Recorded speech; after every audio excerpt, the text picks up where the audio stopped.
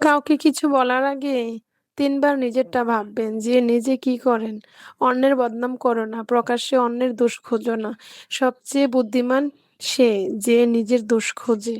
আসসালামু আলাইকুম, সবাই কেমন আছেন? আমার ভিডিওটা দেখার সাথে, সাথে সবাই মাশাআল্লাহ বলবেন। মাশাআল্লাহ বলতে ভুলবেন না। আমার নিজের হাতে লাগানো গাছের হলবরই। শ্বশুরবাড়ি থেকে আসলাম, তাড়াহুড়া করে হলবরিগুলাকে ধুইলাম, কয়েকটা ধোয়াই দিলাম।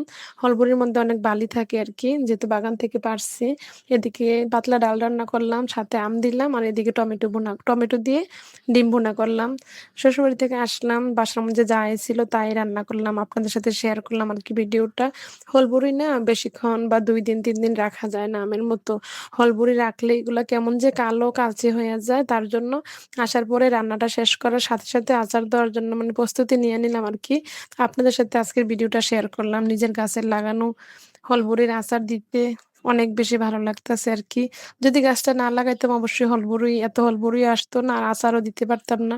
আর হলবড়ি তো এখন সচরাচর দেখাও যায় না। আর আমি আচারটা সবসময় এইভাবে দেই।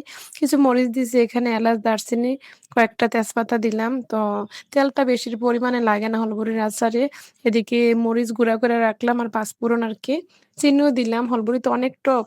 চিনি দিলাম। হলবড়ির আচার কিন্তু অনেক স্বাদ খাইতে, বুঝছেন?